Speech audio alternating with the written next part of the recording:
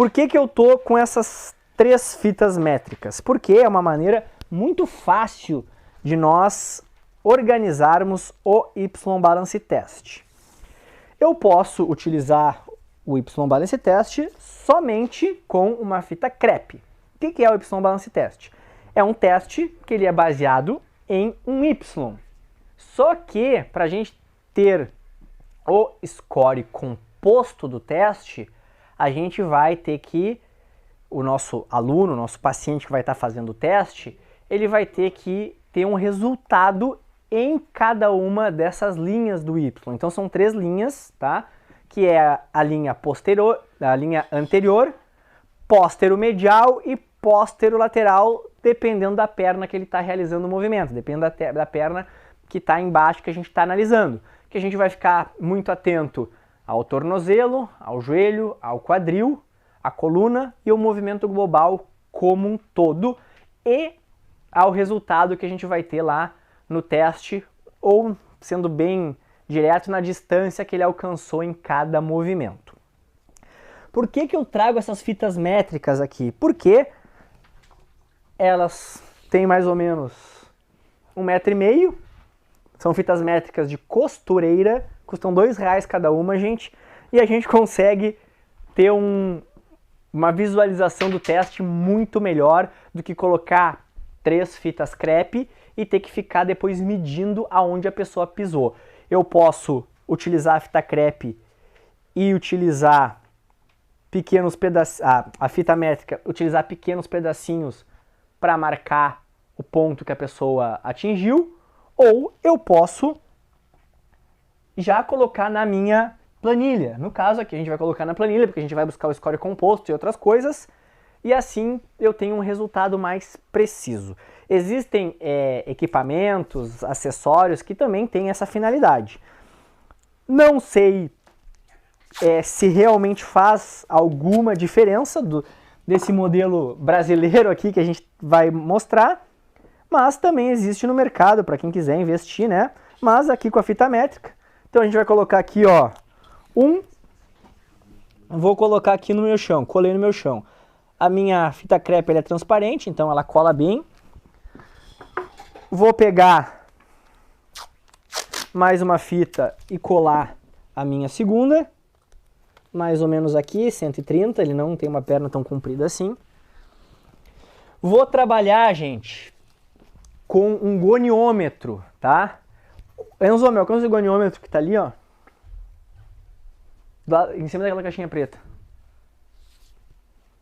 Essa régua que tá aí. Mais embaixo. Aí. Nosso diretor aqui não sabe o que é um goniômetro, gente, tá? Então a gente vai pegar um goniômetro e vai medir um ângulo de 90 graus para as 2 fitas que estão abaixo. Então eu vou pegar o goniômetro aqui, ó, ângulo de 90 graus, e vou colocar as minhas 2 fitas de baixo.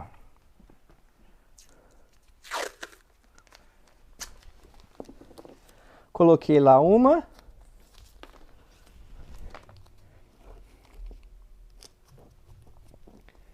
Vou conferir aqui se eu coloquei no lugar certo, certinho. E vou colocar a outra.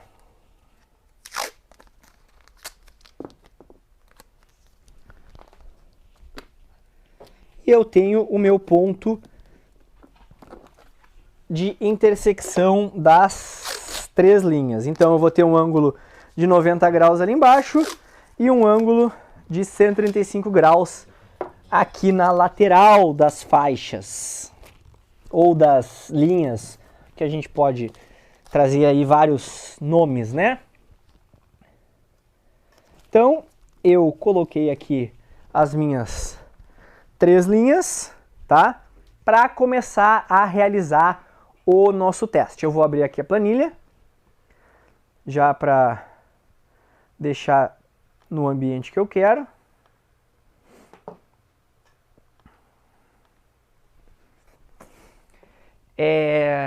Quem vai ser o nosso avaliado agora vai ser o Enzo, que é a pessoa que não sabia o que era um goniômetro, mas tudo bem, né? A gente entende.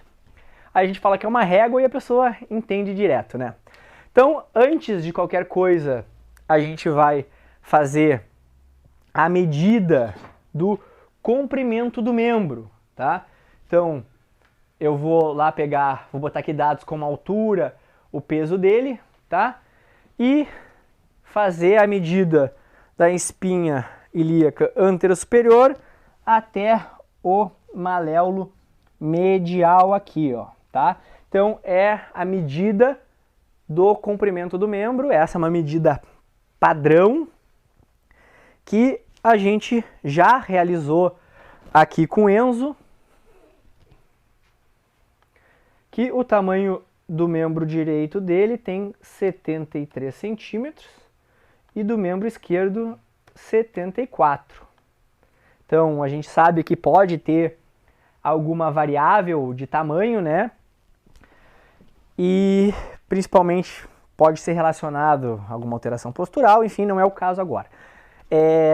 Dentro aqui do teste, eu vou passar para ele o teste, eu gosto sempre de mostrar e depois pedir para ele se organizar. Então, sempre realizar o teste de pé descalço. Eu gosto de colocar uma câmera aqui na frente para filmar o teste, para eu poder analisar depois. Ele vai colocar o dedão bem aqui nesse ponto de intersecção das linhas. Pode colocar qualquer perna. Um pouquinho mais para trás. Um pouquinho mais. Aí. Então o dedão ele vai ficar bem nesse ponto de intersecção das linhas. Tá, gente? Já mostrei para ele como que é o exercício, onde ele vai colocar o pé. E agora eu vou pedir com licença para ele para mostrar os movimentos que ele vai fazer. Então, tu vai realizar 3 movimentos, tá? Tu vai colocar aqui o dedão, vai colocar as mãos na cintura. As mãos ficam na cintura, gente. E vai realizar 3 movimentos. O movimento anterior, que tu vai tentar tocar com a pontinha do teu dedão no ponto mais distante possível, tá? Um ponto póstero lateral, que tu vai fazer este movimento e tentar tocar no ponto mais distante possível, tá? O que tu vai fazer? Tu vai olhar para a linha, ficar na posição, manter aqui o quadril e ir lá, ó, tá? Tu não pode realizar um movimento assim, ó, tá? Olhando para frente ou até mesmo para baixo aqui, ó. Usar a visão periférica, tu não pode virar o corpo. E um terceiro movimento, que é o movimento póstero medial. Lá atrás, mesma coisa, ó. Por aqui eu posso olhar. Eu não posso fazer isso aqui, ó, tá? Então mantive aqui, trabalhei lá e toquei na linha. Beleza. Certo? A ideia, gente, é que ele realize 3 vezes em cada posição esse teste. O que eu faço? Ele vai fazer isso aí. Perna direita no chão, tá? Ele vai fazer anterior, póstero lateral, póstero medial. Depois ele faz com a outra perna. E assim a gente vai trocando. Só que a gente vai fazer só com uma perna e só com a outra pelo tempo.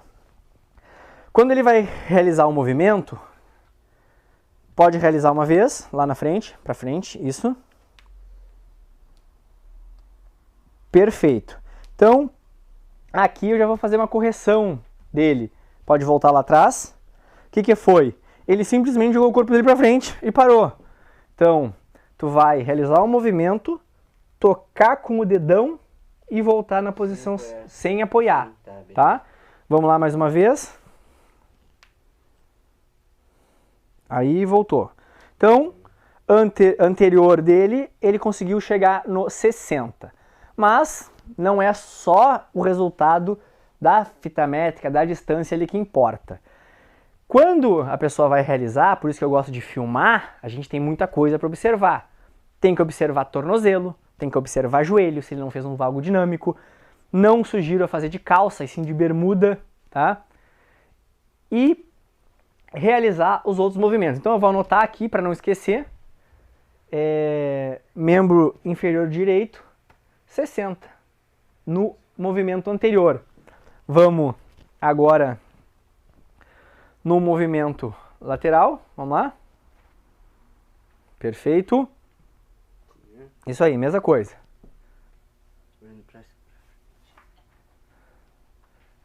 Voltou. Uma coisa importante aqui, gente, é que ele tem uma tentativa para ir lá acertar a linha. Se ele não acertou, ele volta no começo e realiza novamente. Aí, por que ele está fazendo errado, gente? Porque em nenhum momento ele olhou para ver onde estava a linha. Ele só está fazendo. Então, olha, vê onde está a linha, organiza e vai lá. Ainda não, voltou. Respira, equilibra.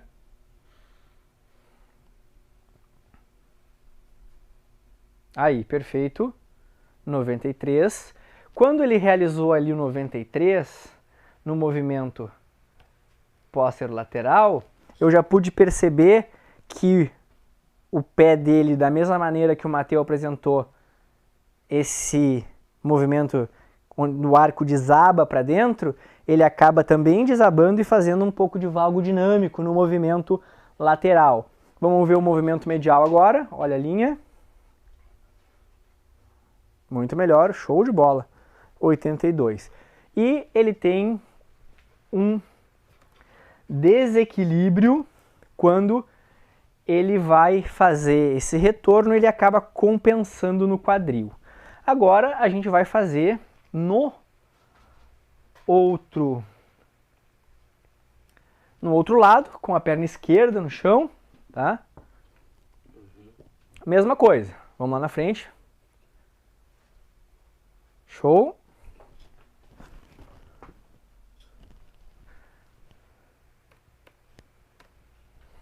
Linha branca agora.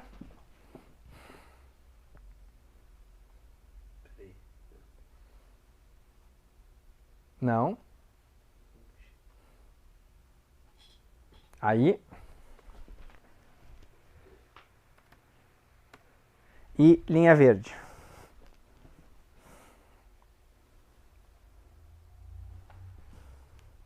Excelente. Então, gente, fiz as 3 tentativas dele, tá?